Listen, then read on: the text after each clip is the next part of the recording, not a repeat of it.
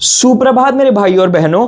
तो भाई आज हम कंट्रोलिंग चैप्टर स्टार्ट करेंगे और इसी वीडियो में खत्म कर लेंगे। और समझाने के लिए इतने भयंकर आप लोगों के लिए मीम्स लेके आया हूं और आपकी प्रैक्टिकल केस स्टडीज लाया हूं कि कभी जिंदगी में भी नहीं भूलोगे। और गारंटी दे रहा हूं, कुछ समझ नहीं आया ना, कैश प्राइस ले लेना। मिलेगा कैसे? टेलीग्राम ग्रुप बनाया है बिजनेस स्टडी 75 पार। तुमने कुछ भी नहीं पढ़ा ना, आके टेलीग्राम ग्रुप ज्वाइन कर लो। तुम्हें 75 पार कराना बिजनेस स्टडीज में मेरी जिम्मेदारी। वहां बहुत फन तरीके से हम मीम्स के थ्रू डेली पढ़ाई करते हैं, तो बहुत मजा आएगा और मेरे से डायरेक्ट इंटरेक्शन होगा। तो देखो, नारा याद है, एनसीईआरटी है खास, बाकी सब बकवास। एनसीईआरटी से मार्क करवाता हुआ चलूंगा, क्योंकि चाहे बोर्ड्स हो या सीयूईटी, एनसीईआरटी की लैंग्वेज से क्वेश्चन आते हैं। सबसे पहले कंट्रोलिंग होता क्या है?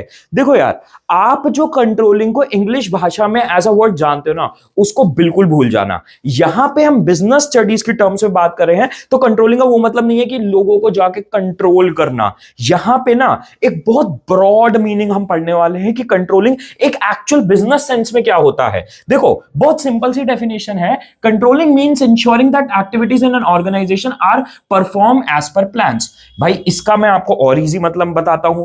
देखो, आपने अपना सेट किया है कि इस साल आपको बोर्ड में 90 अबव लाने, या फिर अगर आप एक एवरेज स्टूडेंट हो, बिलो एवरेज हो, तो आप कह रहे हो भैया मैंने तो कुछ साल कुछ नहीं पढ़ा, मेरे को पास करा दो। आप किसी भी कैटेगरी में हो, आपने अपना जो भी टारगेट सेट किया है, अब आप ऐसा तो नहीं है कि आप बस टारगेट सेट कर लिया, पढ़े जा रहे हो, अब सीधा एग्जाम रिजल्ट वाले दिन उठ के देखोगे भैया क्या रिजल्ट आया। नहीं, आप डेली बेसिस पे, वीकली बेसिस पे अपनी परफॉर्मेंस ट्रैक करते हो ना, कि भाई इतने 12 चैप्टर है बिजनेस स्टडीज के फॉर एग्जांपल, तो भाई मैंने कितने करे हैं, कितने रह रहे हैं, कब एग्जाम है, कब तक होगा, और डेली आप अपनी प्रोग्रेस ट्रैक करते हो कि कितनी हुई और कितनी नहीं हुई।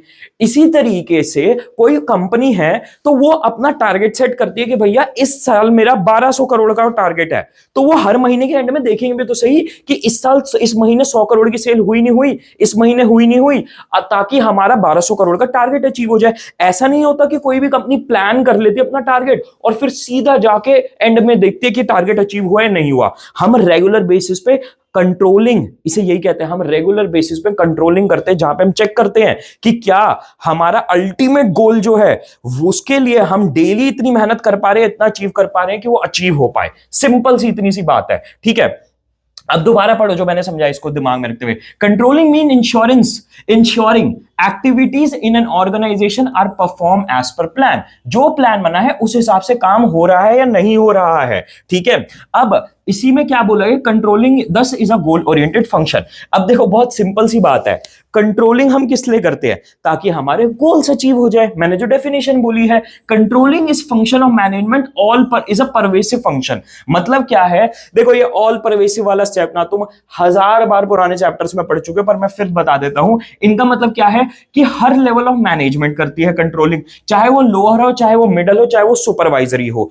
हर लेवल ऑफ मैनेजमेंट अपने लेवल के अकॉर्डिंग कंट्रोलिंग करती है। एक हायर लेवल ऑफ मैनेजमेंट क्या कंट्रोलिंग करेगी कि भाई क्या मेरे इस साल के ग्रोथ टारगेट अचीव हुए, क्या इस साल मेरी नई फैक्ट्री बन गई, क्या मैं इस साल प्रॉफिटेबल इतना कमा पाया जितना मैं चाहता था, ठीक है। और एक सुपरवाइजरी मैनेजर का इतने बड़े लेवल के टारगेट्स देखने का काम नहीं होता, बट एक जो सुपरवाइजरी मैनेजर होता है वो अपना क्या देखेगा, हाँ भाई आज डेली में मेरा क्या प्रोडक्शन गोल मेरी फैक्ट्री में कंप्लीट हुआ नहीं हुआ, क्या मेरे वर्कर सेफ रहे नहीं रहे आज के दिन, क्या कोई एरर रहा प्रोडक्शन में आज के दिन। तो वो क्या है, देखो, चाहे बड़ा लेवल हो, तो एक होता नहीं है बड़ा इंसान बड़े लेवल पे सोचता है, जो छोटे लेवल पे होता है वो अपने लेवल के हिसाब से सोचता है। तो सोचना हर किसी को पड़ता है कि भैया मेरे डेली वीकली मंथली टारगेट्स हो रहे हैं नहीं हो रहे हैं। उसके अलावा चाहे एजुकेशनल इंस्टीट्यूशन हो, मिलिट्री हो, हॉस्पिटल हो, या फिर एक क्लब हो। भाई एनसीईआरटी भी अलग डैंग चल रही है, इनके राइटर्स भी, कि भाई एक तरफ एजुकेशनल इंस्टीट्यूट हॉस्पिटल की बात कर रहे हैं, दूसरी तरफ सीधा क्लबिंग पे आ गए। पर पॉइंट यहां पे ये है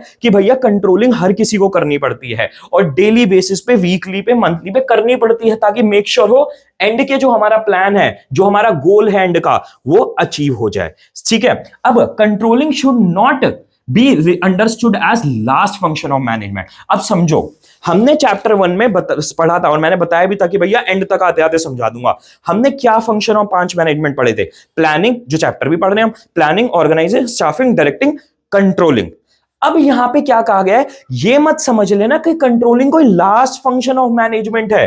ठीक है, क्या कहा गया है समझना ध्यान से, it is a function that brings back management cycle back to the planning function.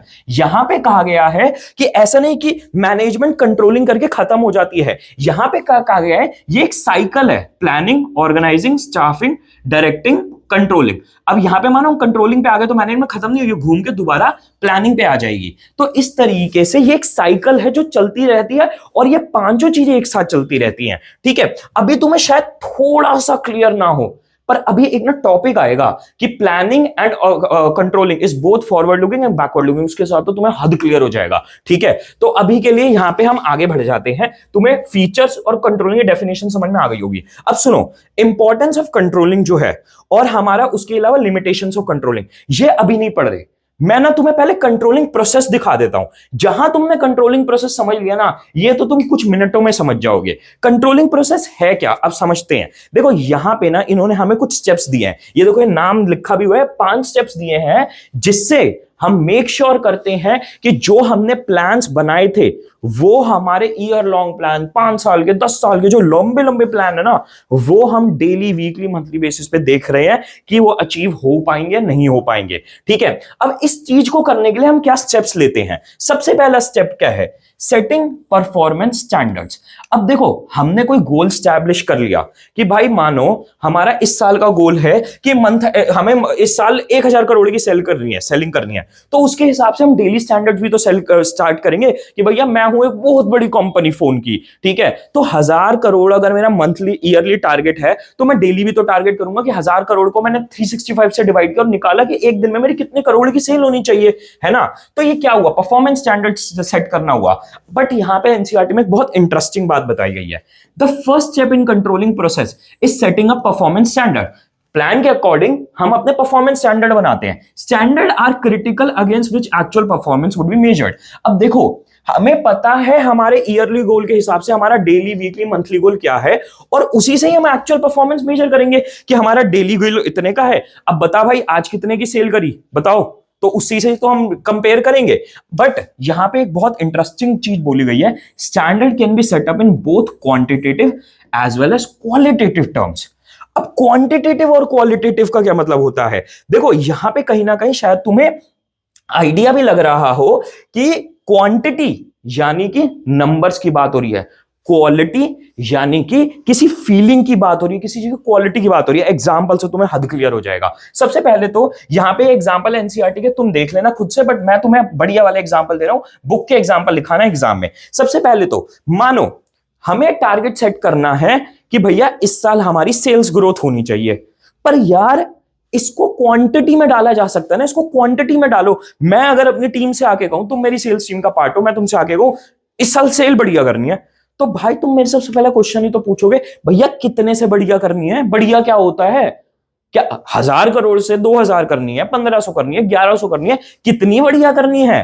तो ये क्या हुआ, क्वांटिटी में मैंने आके कहा यार 1000 थी ना, 1500 करोड़ करेंगे। ठीक है, अब भाई हम बातें तो देखो बड़ी बड़ी कर रहे हैं यहाँ पे, पर एक्चुअल में बड़ी बड़ी बातें नहीं है भाई। एक बहुत बड़ी कंपनीज जो होती है ना मल्टीनेशनल, उनके लिए 1000-1500 करोड़ रुपए बहुत बड़ा नंबर नहीं होता है। ठीक है, तो क्या है भाई, हमें यहां पे हमेशा एनसीईआरटी में यही बोला है, हमेशा जो भी स्टैंडर्ड तय करो ना उनको क्वांटिटी में लिखो, नंबर्स मारो। ये नहीं बहुत बढ़िया करना है, अच्छा काम करना है। अच्छा करना है तो कितना अच्छा करना है, कितना प्रॉफिट कमाना है, कितनी सेल करनी है, कितनी एग्जैक्ट यूनिट्स बेचनी है, हमेशा क्वांटिटी में बात होती है। इनफैक्ट जब तुम एमबीए करने जाओगे या फिर तुम किसी भी तरीके की बिजनेस में जॉब करोगे ना, सबसे पहला तुम्हें रूल यही सिखाएगा, always talk in numbers. Numbers की बात करो, नंबर्स में जवाब दो, नंबर्स में ही सब कुछ एनालाइज करो। अगर तुम बात करो ना अच्छा बुरा ये सब, भाई सब तुम्हें एक बेकार बिजनेस पर्सन और मैनेजर कहा जाएगा अगर तुम नंबर्स में चीजें नहीं पुट कर सकते। ठीक है,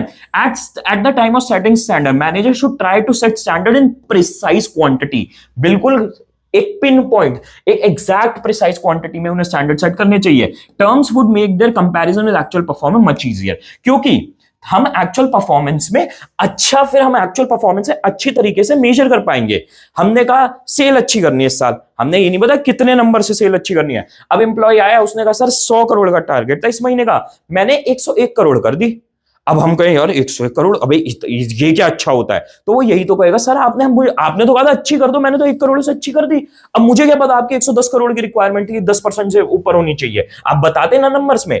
तो नंबर्स होना इंपॉर्टेंट है, पर अब जो चीज तुम्हें शायद ना पता हो, क्वालिटेटिव स्टैंडर्ड्स क्या होते हैं, क्वालिटी स्टैंडर्ड्स क्या होते हैं। देखो ये हमने चैप्टर 2 में भी मैंने तुम्हें बताया था कि क्वालिटेटिव स्टैंडर्ड्स क्या हुए। भाई आप अगर मैकडॉनल्ड से बर्गर लेते हो, ठीक है, तो भाई आप अगर बर्गर लेते हो, आप कहीं से भी लो और दिन के किसी भी टाइम लो, आपको एक ही टेस्ट मिलेगा। आप आईफोन चला रहे हो, मैं सैमसंग का फोन चला रहा हूं, आप आईफोन 14 किसी के भी हाथ से उठा के पकड़ लो, आपको सेम फील, फीचर्स, आईओएस सब कुछ वही मिलेगा। ये क्या है, ये क्वालिटेटिव स्टैंडर्ड है कि भाई हमारी क्वालिटी कंसिस्टेंट है। और क्वालिटी स्टैंडर्ड्स क्या होते हैं कि भाई मेरा एक अम्यूजमेंट पार्क है, झूले झुलाता हूं मैं लोगों को, मेरे जो कस्टमर्स है खुश होके जा रहे हैं, ठीक है। मेरा डोमिनोज है, ठीक है, मेरा डोमिनोज है, मेरे कस्टमर जो खा के जा रहे हैं उनको अच्छा टेस्ट लग रहा है। अब ये सब क्या है, ये क्वालिटीज हैं हमारे आउटपुट की, क्वालिटीज है हमारे काम की, ठीक है। पर अब यहां पे एक बहुत इंटरेस्टिंग बात बोली गई है, ध्यान से सुनना। क्वालिटी स्टैंडर्ड्स आर सेट, ठीक है, an effort must be made, but इन्होंने एक बात बोली है, an effort must be made to define in a manner that would make them their measurement easy, ठीक है। अब यहां पे क्या कहा गया है, बड़ी बात को, गहराई को समझना। देखो मेरा मानो डोमिनोज है, मेरा एक रेस्टोरेंट है डोमिनोज का। अब डोमिनोज की जो हेड ऑफिस है उसे जानना है कि क्या मेरे कस्टमर्स खुश होके जा रहे हैं, नहीं जा रहे, क्या उन्हें टेस्टी लग रहा है, नहीं लग रहा। पर यार टेस्ट हम कैसे नाप सकते हैं, टेस्ट हम कैसे नाप सकते हैं कि भाई कोई कस्टमर निकला उसे टेस्टी लगा है नहीं लगा, वो ज्यादा से ज्यादा क्या बोल देगा, हाँ भैया टेस्टी था, हाँ भैया टेस्टी नहीं था। और उसमें भी ये हो सकता है कि हर इंसान को अलग अलग टेस्ट लगे, वही सेम पिज्जा किसी को बहुत अच्छा लगे, वही सेम पिज्जा किसी को अच्छा ना लगे, ठीक है। तो बात क्या है यहां पे, पर एनसीईआरटी ने एक बहुत इंटरेस्टिंग बात बोली है कि हमें कोशिश फिर भी करनी चाहिए कि क्वालिटेटिव स्टैंडर्ड्स को हम मेजर कर पाए। ये कैसे होता है, सुनो मेरी बात। भाई मैंने डोमिनोज से ना, मैं ऑर्डर करता हूं, मेरा फेवरेट है गार्लिक ब्रेड। अब जब भी मैं गार्लिक ब्रेड ऑर्डर करता हूं ना, ये मैसेज आता है, hi foodie fill a survey and get ₹300 off, ठीक है, और एक्सपीरियंसेस वगैरह सब मिलेंगे। बस वो कहते हैं भैया ये हमारा सर्वे भर दो।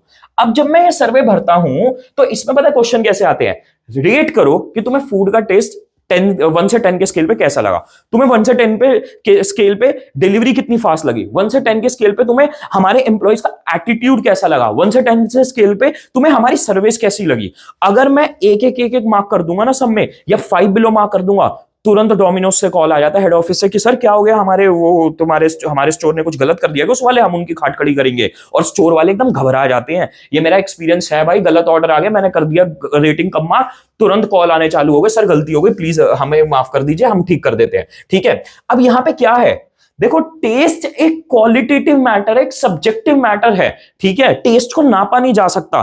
पर यहां पे इन्होंने बेस्ट अटेम्प्ट लिया डोमिनोज ने कि भाई इस चीज को भी हम ज्यादा से ज्यादा नंबर्स में कैलकुलेट कर पाए, एक कोशिश तो करें, ठीक है। ऑल्दो टेस्ट को बिल्कुल एग्जैक्ट नंबर में नहीं, बट एक हिंट तो ले सकते हैं कि हाँ भाई 1 to 10 के स्केल पे अगर कोई इंसान 7, 8, 9, 10 मार्क कर रहा है तो यानी उसे अच्छा लगा है, अगर 1, 2, 3, 4 कर रहा है तो यानी उसे खराब लगा है, तो हमें वहां पे काम करने की जरूरत है ना। तो यहां पे ये कहा गया है जो कि बड़ी इंटरेस्टिंग बात है, ठीक है। अब सुनो क्या है, मेजरमेंट ऑफ एक्चुअल परफॉर्मेंस। अब देखो तुमने डेली के सेल टारगेट सेट कर दिए कि मेरे को 10 करोड़ की सेल चाहिए, तो अब क्या है, तुम डेली बैठोगे और बात करोगे अपनी पूरी सेल टीम से कि भैया आज 10 करोड़ की सेल हुई नहीं हुई, ठीक है।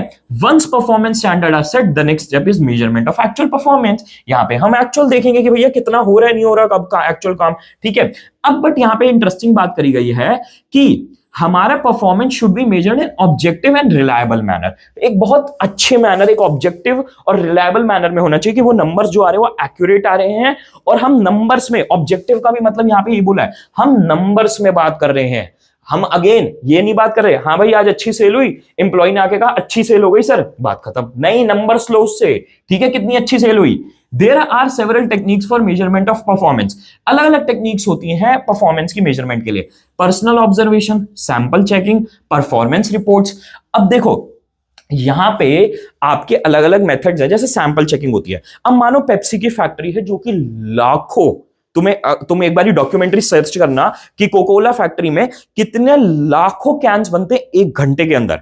अब ऐसा तो नहीं है ना कि भाई क्या कहते हैं जो कोकोला के प्लांट वाले वो सारे कैंस पी पी के क्वालिटी चेक करेंगे, नहीं, वो भाई 10,000 में से एक उठा के देखेंगे और कहेंगे हाँ भाई सही है तो सारा सही है। पर्सनल ऑब्जर्वेशन क्या होती है, मानो कोई एक आईटी का ऑफिस है जहां पे भाई सारे लोग कोडिंग कर रहे हैं, मैं एक मैनेजर हूं, मेरे अंदर 5 कोडिंग वाले बंदे बैठे हुए हैं जो प्रोग्राम बना रहे हैं, एंड्रॉइड ऐप बना रहे हैं, तो मैं उनके साथ पर्सनल ऑब्जर्वेशन रख सकता हूं कि हाँ भाई मेरे आगे कोई बंदा बैठा है जो नया ट्रेनी आया है, मैं उसको देख रहा हूं, हाँ भाई क्या काम कर रहा है, वो मेरे से बार बार पूछ रहा है, तो ये सामने की सामने पर्सनल ऑब्जर्वेशन हो गई। और परफॉर्मेंस रिपोर्ट्स, अब देखो यहां पे मैंने क्या बोला था, एक चीज दिमाग में रखना, अभी मैंने थोड़ी देर पहले क्या बोली थी कि देखो बड़े लेवल का मैनेजर जो होगा, हायर लेवल पे सीईओ एमडी वगैरह, वो अलग तरीके से कंट्रोलिंग करेगा, जो छोटे सुपरवाइजरी लेवल पे वो अलग तरीके से कंट्रोलिंग करेगा। सैंपलिंग मेथड करता है सुपरवाइजरी वाला बंदा जो एक्चुअल फैक्ट्री में खड़ा होता है। परफॉर्मेंस रिपोर्ट्स कौन देखते हैं, मिडिल लेवल और टॉप लेवल वाले, कि हाँ भाई इस साल की तुमने अगर कभी किसी कंपनी के तुम्हारे पेरेंट्स ने शेयर लियो ना,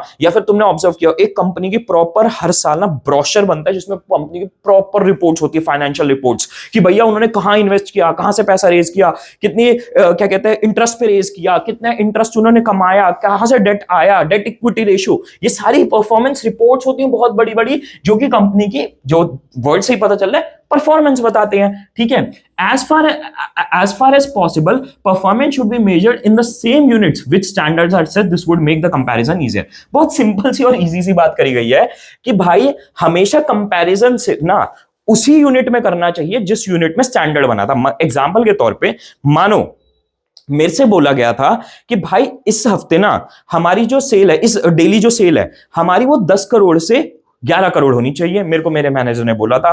पर अगले दिन मेरा मैनेजर बात करने लग गया कि हाँ भाई आज 20,000 यूनिट्स बिकी, फोन की नहीं बिकी। मैं कहूंगा सर 20,000 यूनिट्स मैं फिर कैलकुलेट करने बैठूंगा कि भाई इतनी यूनिट्स का कितने करोड़ की सेल हुई, नहीं, मैनेजर वो मेरे से उसी टर्म में बात, तुम मैनेजर ने अगर मेरे को बोला था कि 10 करोड़ या 11 करोड़ की दिन की सेल होनी चाहिए, तो वो मेरे से आके उसी में पूछे कि इतनी सेल हुई नहीं हुई। एकदम ये नहीं कि वो आके चेंज कर दे कि भैया बोला था, तूने बोला था 10 करोड़ की दिन की सेल होनी चाहिए, अब तू आके पूछ रहा कितनी यूनिट्स बिकी। भाई उसी तरीके से पूछो, मेरे से जवाब लो जिस तरीके से तुमने मेरे लिए परफॉर्मेंस स्टैंडर्ड सेट करा था। It is generally believe that measurement should be done when the task is complete, however whenever possible work should be measurement should be done during the performance. यहां पे बहुत इंटरेस्टिंग बात करी गई है कि भाई जनरली लोगों की ना सोच ये होती है कि हमेशा हमें काम ना तब चेक करना चाहिए वो काम हो जाए, पर ये गलत है। काम तब चेक करो जब बीच में चल रहा हो। अब देखो इसके लिए मैं तुम्हें एक बहुत इंटरेस्टिंग वीडियो दिखाता हूं। देखो क्या तुम्हें पता है हर कंपनी में ना एक क्वालिटी एश्योरेंस, अच्छी बड़ी कंपनीज में, ऑफकोर्स छोटों में नहीं बट बड़ी कंपनी में क्वालिटी एश्योरेंस डिपार्टमेंट होता है जिसमें बहुत सारे लोगों की टीम होती है जो नाम से पता चल रहा है कि वो प्रोडक्ट की क्वालिटी मेक श्योर करते हैं कि सही है या नहीं है। अब देखो जैसे फॉर एग्जाम्पल ये वीडियो देखो,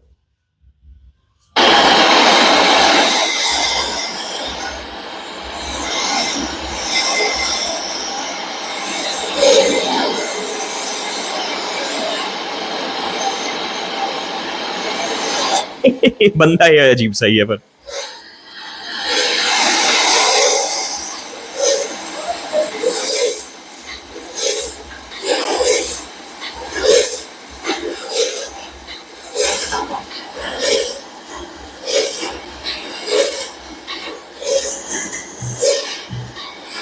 अब देखो ये एक बंदा कर क्या रहा है भाई, इसने पहले चिप उठाया, तुमने देखा उसने सिर्फ चिप उठा के खाया नहीं, उसने उसकी शक्ल भी देखी, उसका वो रंग रूप देख रहा था। ठीक है, तो वो क्या है, ऐसा तो नहीं है कि वो पैक होने के बाद मार्केट में जब पहुंच गया तो पैकेट खोल के खा के देख रहे हैं, नहीं, ये भी जो भी डोरिटोस की कंपनी थी आई गेस, ठीक है, वो जाके बंदे उन्होंने बीच में बिठा रखे जो प्रोडक्शन होते हुए चिप भी खोल के देख रहा है, फिर एंड में वो पैकेट भी जाके देख रहा है कि पैकिंग सही हो रही है। यही सैंपलिंग होती है और इसी तरीके से करना चाहिए। ठीक है, अब सुनो ये वाला जो पॉइंट है measurement of performance of an organization, यहां पे इन्होंने एग्जाम्पल दे रखे हैं, तुम अपने आप से पढ़ लेना, बहुत सिंपल है, नहीं समझ में आए तो टेलीग्राम पे आगे मुझसे पूछ लेना। ठीक है, बट ये एग्जांपल्स अच्छे दे रखे हैं इन्होंने एनसीईआरटी के हिसाब से।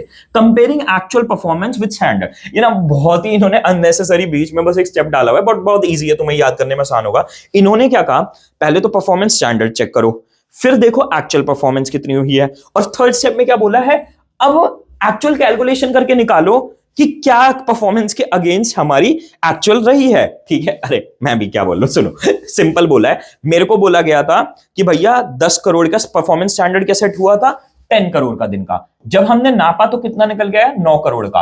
अब इस स्टेप में पता है क्या बोला है, बस इन दोनों को माइनस करके बताओ कितने करोड़ का डिफरेंस है जो 1 करोड़ का है, ठीक है। तो बस एक सिंपल सी बात यहीं पे ये बोली गई है, ठीक है, कि कंपेयर करो एक्चुअल परफॉर्मेंस को स्टैंडर्ड से, कि this step involve comparison of actual performance with the standard, such comparison will reveal the deviation between actual and desired result. ये जो स्टेप है ना, ये आपको बताता है कि भैया एक्चुअल परफॉर्मेंस और जो तुमने प्लान बनाया था, जो स्टैंडर्ड सेट किया था डेली, वीकली, मंथली का, उसमें कितना डिफरेंस है, ठीक है। अब क्या है एनालाइजिंग डेविएशंस। अब तुम एनालाइज करोगे, क्या एनालाइज करोगे कि भैया जो डिफरेंस था वो कितना, वो क्यों था, ठीक है, कैसे था, और क्या इसका सॉल्यूशंस हो सकते हैं, अलग अलग सॉल्यूशन। मैंने अगेन बोला ना 10 करोड़ माइनस 9 करोड़, मेरे के 10 करोड़ का टारगेट, 9 करोड़ का हुआ, 1 करोड़ की डेविएशन। अब मैं बैठ के दिमाग लगाऊंगा कि भैया 1 करोड़ के क्यों रह गई कम, क्या क्या प्रॉब्लम सी, क्या क्या क्या रीजंस थे कि ये कम हो गई। पर इसमें 2 बहुत इंपॉर्टेंट बातें करी गई है कि हमें यह भी देखना है कि भैया एक्सेप्टेबल रेंज हो और की एरिया ऑफ बिजनेस में ही हो।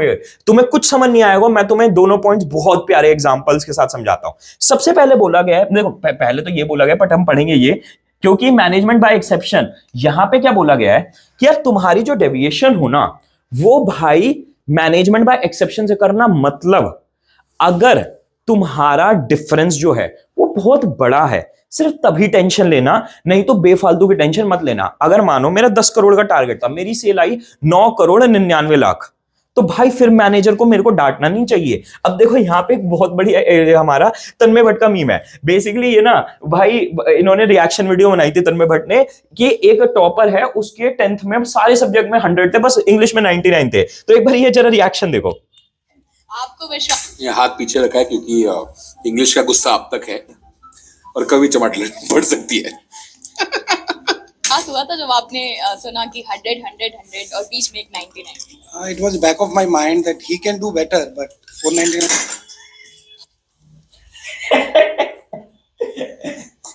Oh my! Did you actually say that? मैं कब से जोक मार रहा हूं, मैं तो जोक मार रहा हूं कि इंडियन माँ बाप बहुत प्रेशर डालते हैं। I'm going to see it again. I can't believe this. I can't believe he actually said it. 100 और बीच में एक 99। It was back of my mind that he can do better, but The kid right now है, मारो मुझे मारो। अब देखो यहाँ पे क्या हो रहा है, समझो। अब इस चीज को दिमाग में रखते हुए ना, अब पढ़ते हैं हम आगे की, हमारी क्या लिखा हुआ है यहाँ पे कि management by exception, which is often referred to as control by exception, is an important principle of management control based on the belief that attempt to control everything results in controlling nothing। ठीक है, अगर आपका exception है कुछ कि छोटा मोटा भाई उम्मीद से कम है, अब भाई यहां पे पापा जी की उम्मीद क्या थी, 5 सब्जेक्ट में 100 है, अब भाई पापा जी 5 4 में आ गए, एक में 1 मार्क कम है, तो क्यों ऐसा बोल रहे हो कि ही कैन डू बेटर, ठीक है। तो ये इंसान भाई मैनेजमेंट में एक्सेप्शन नहीं करता, ठीक है। 10 आगे लाइन क्या लिखी है, 10 significant deviation should go beyond permissible limit and should be brought to notice of management। ठीक है, तो एक जो अगर बड़ा डिफरेंस हो ना, भाई पापा की उम्मीद थी 5 में 100 है, अगर बेटे के एक आधे में या 3-4 में 50 आते तो वो टेंशन लेते, पर नहीं भैया इनको तो लेनी है। तो मैनेजमेंट बाय एक्सेप्शन ढंग से नहीं कर रहे। मैनेजमेंट बाय एक्सेप्शन क्या था भाई, एम्प्लॉय फ्रस्ट्रेट हो जाएगा अगर छोटी छोटी बातों पे उसको, छोटी सी उसकी परफॉर्मेंस गैप पे जाके उसे गिनवाओगे बात, ठीक है। 2% शुड बी, अब देखो ये भी इन्होंने एक बहुत अच्छा एग्जांपल एनसीईआरटी में दिया हुआ है, हाँ आप इसे खुद पढ़ लेना, ना समझ में आए तो टेलीग्राम पे पूछ लेना, बहुत इजी है, बट हाँ लिखाना इसको एग्जाम में। अब एक और बात बोली गई है, क्रिटिकल पॉइंट कंट्रोल। यहां पे आप लोगों ने कितनों ने, मुझे नहीं पता, प्यार का पंचनामा देखिए, बट मैं एक बड़ा इंटरेस्टिंग दिखाता हूं। देखो थोड़ा सा एडल्ट है तो सुनना थोड़ा धीरे वॉल्यूम करके, ठीक है। यहां पे क्या हुआ था, ये बंदा अपनी गर्लफ्रेंड से बहुत फ्रस्ट्रेटेड था। अब सुनो इसकी फ्रस्ट्रेशन का पॉइंट। सब साला ना कहानियों का दोष है, लड़ी बॉलीवुड रोमांटिक मसाला, एक लड़का एक लड़की, दोनों को प्यार हुआ, दोनों साथ साथ, फिल्म खत्म। इसके बाद की स्टोरी कोई नहीं बताता, इसके बाद की कहानी मैं बताता हूँ। इसके बाद लड़के ने लड़की को 2 दिन हक नहीं किया तो प्रॉब्लम, हक किया तो चेप हो रहे हो, इतना भी अच्छा नहीं लगता। साली शॉपिंग खत्म नहीं होती इनकी, पहले कुशन्स आए, फिर कर्टेन्स आए, फिर क्वेश्चन कटिंग से मैच नहीं किए तो और क्वेश्चन आए। साले मग इतने हैं मेरे यहाँ कि उन्हें बेचने जाऊं तो महीने का खर्चा निकल आए। एक तो जो चीज खरीदने जाएंगे वो चीज खरीदते नहीं आएंगे। 2 हफ्ते दिमाग चाटेंगे, टेबल लेना है। 5 घंटे मॉल में बिता के एक सड़ी सी चप्पल उठा के लाएंगे और फिर अगले 2 हफ्ते दिमाग चाटेंगे, टेबल लेना है। ऑफिस में काम कर रहा हूँ, फोन आ जाएगा, फोन उठाते ही बोल देता हूँ बात नहीं कर सकता। कितना मुश्किल है बात समझना। 2 मिनट कर लोगे तो क्या हो जाएगा? अरे 2 मिनट कर लूंगा तो तुझे क्या मिल जाएगा? मेरी माँ ठीक से तो कर पाऊंगा नहीं। और इसके बाद आई लव यू बोले बिना फोन काटा तो नाटक। सबसे ज्यादा दिमाग की दही इस मोबाइल फोन ने की। देखो ये ना बड़ी लंबी 5 मिनट की स्पीच है, तुम्हें देखना हो मेरे पास टेलीग्राम से लिंक ले लेना। पर भाई देखो यहाँ पे क्या था, यहाँ पे क्या हुआ है, अब सुनो, इसको दिमाग में रखते हुए क्रिटिकल पॉइंट कंट्रोल समझना। It is neither economical nor easy to keep check on each and every activity in organization. अब देखो ये जो इंसान था अपनी गर्लफ्रेंड से क्यों फ्रस्ट्रेटेड था, क्योंकि वो हर चीज को भाई सब नोट कर रही थी और हर चीज के ऊपर उससे लड़ रही थी। इसी तरीके से अगर मैनेजर हर छोटी छोटी बात पे एम्प्लॉय पे, ठीक है, हर छोटी छोटी चीज पे एम्प्लॉय पे जाके टेंशन बनाएगा तो दिक्कत हो जाएगी। अब देखो समझना यहां पे क्या बोला गया है, यहां पे एक एग्जांपल के थ्रू तुम्हें चीजें समझ में आएगी। अगर 5% लेबर कॉस्ट बढ़ी है तो उसकी टेंशन लो, पर अगर पोस्टल कॉस्ट 15% बढ़ी है तो टेंशन मत लो, क्योंकि कितने ही पोस्टल्स कराने होते हैं, ठीक है। 15% से बढ़ गए तो कितना 1-2 रुपए का खर्चा फालतू हो जाएगा। अब देखो समझना यहां पे दोनों चीजों का मैं तुम्हें और क्लैरिटी से बता देता हूं। मैनेजमेंट बाय एक्सेप्शन में क्या कहा गया था, अगर एम्प्लॉय की परफॉर्मेंस आपके जो भी सेट स्टैंडर्ड है उससे थोड़ी सी कम आई है तो टेंशन मत बनाओ, उसको मत पेन दो, ठीक है। दूसरी बात यहां पे क्या बोला गया क्रिटिकल पॉइंट कंट्रोल में, कि जो सिर्फ इंपॉर्टेंट चीजें हैं ना उनके लिए टेंशन बनाओ, उनके लिए एक्शन लो। अगर मानो भाई मेरे ऑफिस में बिजली, मेरा पूरा का पूरा भाई साहब मेरा फैक्ट्री है, मेरा फैक्ट्री में भाई साहब बिजली का सरकार वो बढ़ा देती है, खर्चा बढ़ा देती है मंथली के यूनिट का खर्चा, ठीक है। तो भाई फिर मैं टेंशन लूंगा कि यार मैं अपनी मशीन को सोलर पावर कर दूं या मैं कैसे अपनी मशीन को एफिशिएंटली चलाऊं ताकि बिजली का खर्चा मेरा कम हो जाए। पर अगर मेरे क्या कहते हैं फैक्ट्री के सामने वाले छोले भटूरे वाले आदमी ने 15 से 20 रुपए कर दी छोले भटूरे की प्लेट, तो मैं टेंशन नहीं बनाऊंगा उसके लिए कि यार क्या ही हो गया कि इतना ही खर्चा आ जाता है छोले भटूरे में, पर मैं बिजली के बिल की जरूर टेंशन बनाऊंगा एज अ फैक्ट्री ओनर्स। तो यहां पे यही बोला गया है कि भाई इन दोनों को, अगर आप अब सुनो, अब स्टार्टिंग पे जाते हैं और सब चीजें तुम्हारी इकट्ठा होकर तुम्हें समझ में आएगी। अब सुनते जाओ। एनालाइजिंग डेविएशन, हम यहां पे डेविएशंस को एनालाइज करते हैं कि 10 करोड़ का हमारा टारगेट था, 9 करोड़ हुआ तो 1 करोड़ का है, तो अब हम बैठ के रीजंस निकालेंगे। पर मानो अगर 1 करोड़ हमारा 9 करोड़ की बजाय सेल हुई थी 9.99 लाख करोड़, सॉरी 9 करोड़ 99 लाख, तो 1 लाख का फर्क है, सिर्फ 1 लाख का फर्क है, तो उस केस में भाई मैनेजमेंट बाय एक्सेप्शन लग जाएगा और हम अपने एम्प्लॉय को कुछ नहीं कहेंगे कि यार छोड़ना 1 लाख का ही तो फर्क अगले ने कम किया है। और हमारा क्रिटिकल पॉइंट कंट्रोल क्या कहता है कि चलो भाई अगर इस बंदे ने 10 करोड़ का टारगेट था, 10 करोड़ की सेल कर दी, पर उसके लिए इसने थोड़ा सा कैब वैब में खर्चा ज्यादा लगा लिया, खाने पीने पे ज्यादा खर्चा लगा लिया, तो छोड़ो उस बात को, ठीक है। तो हमें जब भी हम डेविएशंस, हमारा कम परफॉर्मेंस को चेक करते हैं तो हमें क्रिटिकल पॉइंट कंट्रोल और मैनेजमेंट बाय एक्सेप्शन लगाना होता है टू मेक श्योर कि भाई हम बेफालतू में एम्प्लॉय को फ्रस्ट्रेट ना कर दे, ठीक है। अब यहां पे एक बात और लास्ट में बोली गई है, डेविएशन में have multiple causes for their origin, these include. अच्छा डेविएशन होने के रीजंस क्या क्या हो सकते हैं, एग्जांपल दिया, अनरियलिस्टिक स्टैंडर्ड, मानो तुमने स्टैंडर्ड ही इतना ऊंचा सेट कर दिया जो किसी कीमत पे परफॉर्म नहीं हो सकता था, कि भाई मैंने 10 करोड़ दिन की सेल के बजाय 50 करोड़ सेट कर दिया अपनी कंपनी के, अपने सेल्स वालों के लिए, तो भाई वो हो ही नहीं सकती ना जब अपनी कैपेसिटी 10 करोड़ की है। डिफेक्टिव प्रोसेस, तुम्हारी फैक्ट्री का जो प्रोसेस बन रहा है, जो तुम्हारा फैक्ट्री में प्रोडक्ट बन रहे हैं उसी में ही भाई डिफेक्ट है, ठीक है।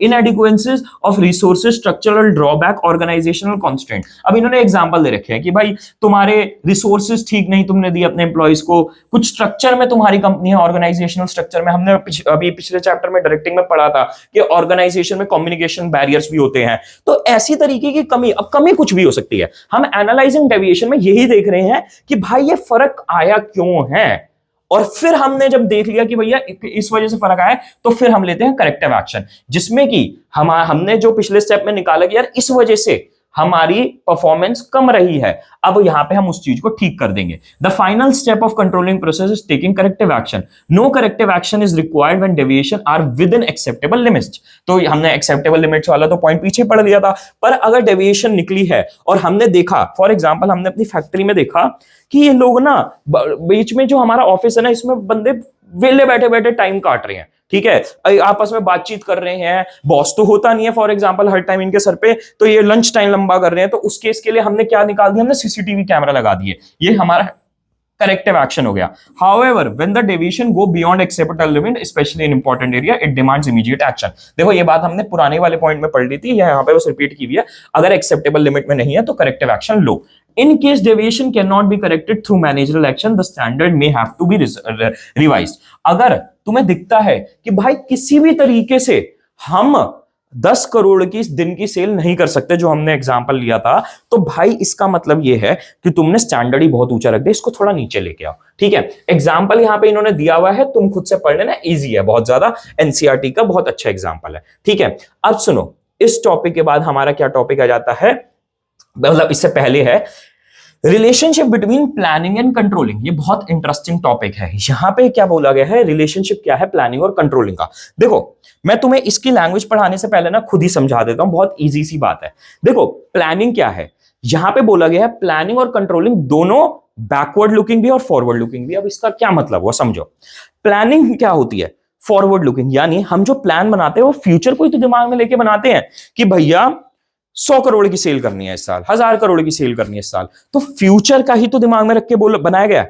अब कंट्रोलिंग हम जो इतनी देर से पढ़ रहे हैं उसमें क्या हुआ, हम जो कंट्रोलिंग कर रहे हैं वो हमारा जो पीछे पास्ट में हमने जनवरी 1 पे जो प्लान बनाया था उसी को तो दिमाग में रख के हम मंथली बैठ रहे हैं कि हाँ यार इस मंथ का टारगेट अचीव हुआ, फरवरी का हुआ, मार्च का हुआ, अप्रैल का नहीं हुआ, क्यों नहीं हुआ, ठीक है। हमने तो जनवरी में भैया इतना टारगेट सेट किया था, अब ये क्यों नहीं अचीव हो रहा है तो कैसे अचीव हो रहा है। तो ये कंट्रोलिंग क्या हो रही है, पीछे पास्ट में बनाए हुए प्लान को देख के हम कर रहे हैं। तो यहां पे अब समझना क्या मैंने बोला, प्लानिंग जो है ठीक है वो फॉरवर्ड लुकिंग है और कंट्रोलिंग बैकवर्ड लुकिंग है, ठीक है। हम पीछे मुड़ के देखते हैं। पर एक इंटरेस्टिंग बात अब इन्होंने बहुत बोली है। क्या इंटरेस्टिंग बात बोली है कि प्लानिंग बैकवर्ड लुकिंग भी है। प्लानिंग बैकवर्ड लुकिंग कैसे है, मानो फर्स्ट ईयर था, हमने फ्यूचर को दिमाग में रख के प्लान बनाया और हर महीने, यानी प्लानिंग फॉरवर्ड लुकिंग है और कंट्रोलिंग करते हुए हर महीने हमने पीछे देखा प्लान से हमारा कितना बन रहा है परफॉर्मेंस। पर अब सेकंड ईयर स्टार्ट हुआ हमारे बिजनेस का, अब सेकंड ईयर हमने दोबारा प्लान्स बनाने स्टार्ट किए अपने सेकंड ईयर के, पर उसमें हम पीछे मुड़ के भी तो देखेंगे कि पिछले साल वाला हमारा प्लान कितना सक्सेसफुल हुआ था, उसमें क्या कमियां थी, क्या हमारा पिछले साल वाला प्लान में हम कुछ और बढ़िया इंप्रूवमेंट कर सकते हैं जो इस साल और अच्छा रिजल्ट आ पाए। तो प्लानिंग बैकवर्ड लुकिंग भी तो है, क्योंकि हम जो फ्यूचर के प्लान्स बनाते हैं वो पीछे वाले प्लान्स की भी सक्सेस देख के बनाते हैं। तो प्लानिंग बैकवर्ड लुकिंग भी हुआ। और कंट्रोलिंग, एक चीज और बोलिए, कंट्रोलिंग फॉरवर्ड लुकिंग भी है। क्यों? क्योंकि हमने फर्स्ट ईयर में बिजनेस के जो भी हमने कंट्रोलिंग करी थी, हाँ है ना, हमने फर्स्ट ईयर में देखा कि यार हमारी ये डेविएशन आई, हमने फिर उसको ठीक करने के लिए एक्शन लिया, ठीक। तो वो कंट्रोलिंग जो है फ्यूचर में जो प्लान बनेगा उसके लिए इनपुट देगा ना कि भाई मेरी बात समझो कि भाई आगे जो बनने हैं तुम्हारे प्लान्स, हमने ये चीजें ठीक करी है ना, ये आगे यूज कर लेना, ठीक है। तो कंट्रोलिंग फॉरवर्ड लुकिंग भी है और बैकवर्ड लुकिंग भी है। तो इस तरीके से हमारी यहां पे प्रॉपर तरीके से समझो। अब तुम्हें और क्लैरिटी मिलेगी जब मैं बुक की डेफिनेशन तुम्हें दिखाता हूं, ठीक है। It is often said that planning looking ahead while controlling is looking back. पहले तो इन्होंने ये वाली बात करी है कि प्लानिंग जो है वो फ्यूचर को देखती है और कंट्रोलिंग पास्ट को देखती है। कैसे? However the statement is only partially correct. Plans are prepared for the future and based on forecast about the future, ठीक है। प्लान्स जो है फ्यूचर के लिए बनते हैं और फ्यूचर के फॉरकास्टिंग करते हैं, तो इसलिए forward looking. Therefore plans involve looking ahead and called forward looking, इस वजह से प्लान फॉरवर्ड लुकिंग होते हैं। On contrary controlling like postmortem of the past activities to find out deviation standard, ठीक है। यहां पे क्या बोला गया है, in sense controlling is backward looking. अब क्या बोला गया कि भाई क्योंकि हम कंट्रोलिंग जो करते हैं वो पास्ट को देख के करते हैं, इसलिए कंट्रोलिंग हुआ backward looking. However it should be understood that planning is guided by past experiences, ठीक है। प्लानिंग जो होती है हम अगले साल की जो करेंगे, पास्ट की चीजों को दिमाग में रख के करेंगे। And the corrective action initiate by control function aim to improve the future performance, thus planning and controlling. और इन्होंने क्या बोला, प्लानिंग जो करेंगे हम पास्ट को देख के दिमाग में करके करेंगे आगे के प्लान, और जो हमने पिछली बार कंट्रोलिंग करी थी वो फ्यूचर के लिए भी हमने जो डेविएशंस ठीक करी थी वो कर दी थी। तो इसलिए planning both backward looking and forward looking है। Planning based on facts make controlling easier and effective. Controlling improves future planning by providing information derived from past experiences. ठीक है, उसी बात को यहाँ पे लिखा हुआ है। अब तुम्हें सब कुछ समझ में आ गया होगा तो तुम्हें एक छोटा सा ब्रेक ले सकते हो चाय पीने का 5 मिनट का। अब हम क्या करेंगे, अब हम करेंगे यहाँ पे इंपॉर्टेंस ऑफ कंट्रोलिंग। फटाफट से अब तुम्हें ये पॉइंट सारे के सारे समझ में आएंगे, तेजी से करते जाते हैं। सबसे पहला, कंट्रोलिंग अकम्प्लिश ऑर्गेनाइजेशनल गोल्स। यार ये तो तुम बहुत टाइम सब सारी चैप्टर्स में पढ़ चुके हो, हर चीज ऑर्गेनाइजेशन गोल को अचीव करने के लिए होती है। पर कंट्रोलिंग कैसे हेल्प करती है? Controlling measure the forward measure progress towards the organization goals and brings to light the deviations if any indicate corrective action। ठीक है, कंट्रोलिंग क्या करती है? ऑर्गेनाइजेशनल गोल तो हर स्टाफिंग भी करवाती है, प्लानिंग भी कराती है, डायरेक्टिंग भी कराती है, पर कंट्रोलिंग कैसे करवाती है ऑर्गेनाइजेशनल गोल अचीव? क्योंकि हम हर महीने बैठ के देखते हैं कि भाई हमारा स्टैंडर्ड अचीव हुआ या नहीं हुआ, तो उससे क्या है, हम फाइनल प्लान जो गोल है ऑर्गेनाइजेशन वो अचीव कर पाते हैं। Judging accuracy of standards. अब क्या है, कंट्रोलिंग ना हमें ये भी हेल्प करती है कि क्या हमने जो प्लान करे थे, जो हमने टारगेट सेट करे थे, वो एक्चुअली में रियलिस्टिक थे भी या नहीं थे। अब मैं तुम्हें एक बात बताता हूं, एप्पल जो तुम फोन की कंपनीज फोन की कंपनी देखते हो, क्या तुम्हें पता है एप्पल की शुरुआत फोन या इन सब छोटे छोटे प्रोडक्ट से नहीं हुई थी। एप्पल की शुरुआत हुई थी पर्सनल कंप्यूटर से। जी हाँ, जो तुम ये लैपटॉप, डेस्कटॉप ये सब देखते हो ना, ये सब कुछ एप्पल ने बनाया था 1970s में, क्योंकि उससे पहले ना कंप्यूटर सिर्फ बड़ी बड़ी ऑर्गेनाइजेशंस, बहुत बड़े बड़े सर्वर और बहुत बड़े बड़े रूम्स में यूज होता था। एक नॉर्मल तुम्हारे मेरे जैसा इंसान कंप्यूटर नहीं यूज कर सकता था। पर एप्पल उससे बहुत बड़ी वर्ल्ड की कंपनी बनी। आगे जाके क्या हुआ, जब इन्होंने आईपॉड लॉन्च किया, जब इन्होंने आईफोन लॉन्च किया, तो क्या हुआ भाई, अब आज की डेट में पीसी की मार्केट या फिर लैपटॉप डेस्कटॉप की मार्केट बहुत डाउन होती जा रही है। तो यहां पे एक स्वाभाविक सी बात है कि हर कंपनी एक्सपेक्ट कर सकती है कि भैया अब तो मेरी डेस्कटॉप सेल कम होगी, मेरी मंथली, मेरे साल के जितने भी रेवेन्यूज है डेस्कटॉप के थ्रू वो कम होंगे। ठीक है, तो ये क्या है, जब उन्होंने एप्पल भाई साहब 1980s में हजारों, कई हजारों करोड़ कमाते थे डेस्कटॉप के थ्रू, बट अब उनकी सेल्स भाई साहब बहुत डाउन हो चुकी है। इनफैक्ट एप्पल की लगभग 25% सेल जो है, सिर्फ 25% सेल ही उनके डेस्कटॉप और लैपटॉप से आती है, उनके लगभग 55% सेल जो है वो उनके फोन से आती है। तो यहां पे कैसे अप्लाई होता है point, in an efficient control system keeps careful check on changes taking place in organization and in the environment, helps to review and revise the standard in light of such changes। देखो environment में, business environment में changes होते हैं, organisation में changes होते हैं। यहां पे बिजनेस एनवायरमेंट अब चेंज हो चुका है। पहले एप्पल की सेल 80% कंप्यूटर से आती थी, पर अब लोग जो हैं वो फोन यूज करते हैं डेस्कटॉप की बजाय, लैपटॉप की बजाय। तो क्या है, इस हिसाब से इन्होंने अपना स्टैंडर्ड गिरा दिया कि भैया अब ऑब्वियस सी बात है भाई, डेस्कटॉप की सेल हम कम एक्सपेक्ट करेंगे। Making efficient use of resources. अब यहां पे क्या है, हम एफिशिएंट यूज ऑफ रिसोर्सेज कर पाते हैं। मानो मैं तुम्हें एक एग्जांपल देता हूं, तुम्हें पता है हेनरी फोर्ड इंसान है जिसने वर्ल्ड की पहली कार बनाई थी। फोर्ड मोटर्स का तुमने नाम सुना होगा। जी हाँ, 1900s में लगभग 1910 के अराउंड पहली कार बनी थी जो कि सड़कों पे चलती थी। पर क्या हुआ, फोर्ड ने जैसे गाड़ी बनाई ना भाई, उनके पास इतनी ज्यादा सेल की डिमांड आने लग गई, उनके पास साल के टारगेट प्रोडक्शन इतने हाई हो गए कि जब फोर्ड ने बैठे, वो अपना टारगेट लेके बैठे और वो देख रहे हैं यार डेली मेरी जितनी गाड़ियां प्रोड्यूस हो रही है वो तो इनफ है ही नहीं, ये चीज मेक श्योर करने के लिए कि भैया मेरी मार्केट में जितनी सेल की डिमांड आ रही है वो मैं मीट कर पाऊं। अब क्या हुआ, इन्होंने असेंबली लाइन, जो तुम देखते हो ना, मैं तुम्हें बताता हूं असेंबली लाइन क्या होती है। तुमने कभी गाड़ी की मैन्युफैक्चरिंग वीडियो देखी? एक बार जरा ये देखो,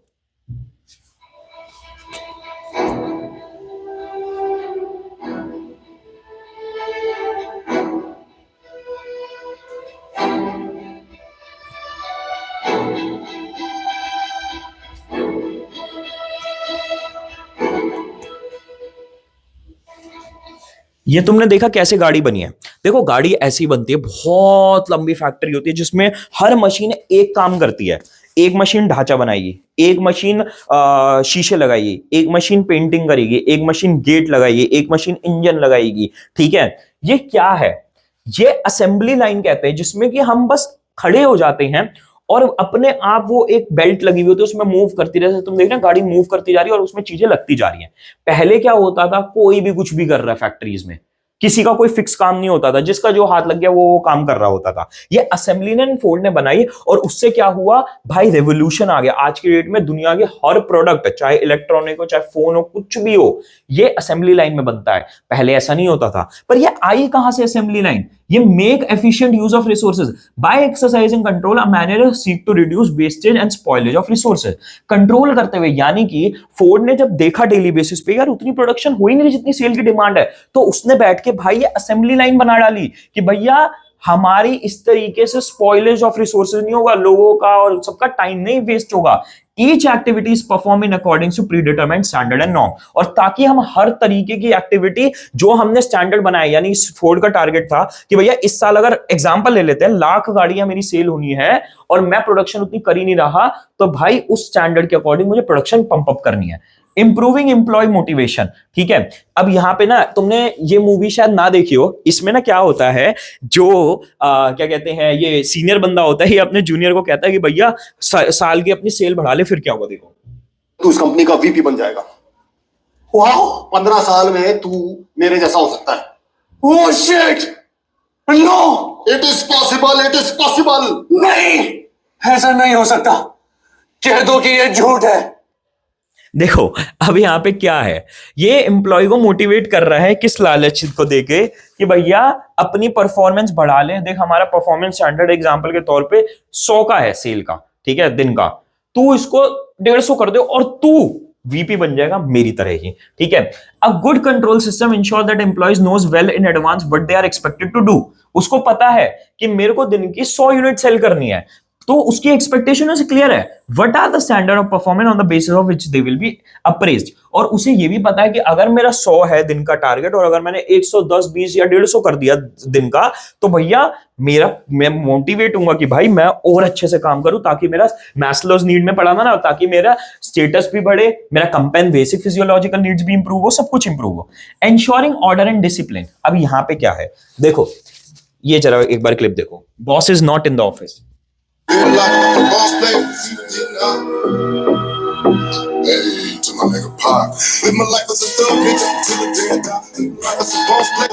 ये देखो, पहले एम्प्लॉइज को रियलाइज नहीं हुआ कि बॉस ने सीसीटीवी कैमरा लगाया हुआ, सब फन कर रहे हैं, पर जैसे ही पता चला लगा रखा है, भाई साहब सारे अपने डेस्क पे पहुंच गए।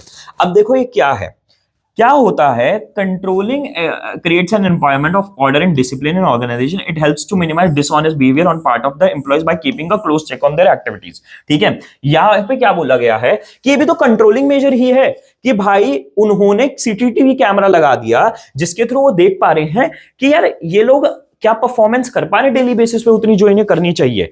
तो ये क्या था, इसके थ्रू ऑनेस्टी आई, उसके थ्रू डिसिप्लिन आया काम में। और ऐसे बहुत कंट्रोलिंग मेजर्स लगाती है कंपनीज, भाई पूरा पूरा कैश काउंटर लगा देती हैं, पूरे पूरे अकाउंटिंग सिस्टम्स लगाती हैं, यही मेक श्योर करने के लिए कि डिसिप्लिन से काम हो रहा है। फैसिलिटेटिंग कोऑर्डिनेशन ऑफ एक्शन, यहां पे क्या बोला गया है, controlling provides direction to all activities and efforts of achieving organization goal. Each department employ is governed by predetermined standard which are coordinated with one another. अब देखो directing, यहां पे ना थोड़ा बहुत इन्होंने डायरेक्टिंग चैप्टर घुसा रखा है।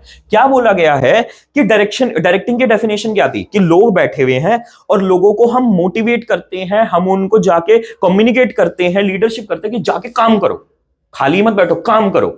अब काम क्या करें, कितना करें, ये कोऑर्डिनेटिंग, ये सारा कंट्रोलिंग ही तो बता रहा है कि भैया डायरेक्शन क्या दे रहा है, कंट्रोलिंग दे रहा है कि भैया अपना दिन का ये काम करो, इतना काम करो, इतनी तुम्हारी परफॉर्मेंस आनी चाहिए, ठीक है। अब देखो पर हमारी यहाँ पे इन्होंने बस फटाफट से इन 4 कमियों को पढ़ते हैं। कोऑर्डिनेटिंग में हमारी यहाँ पे 4 कमियां दे रखी है इन्होंने। क्या है, difficulty in setting quantitative standards, ठीक है।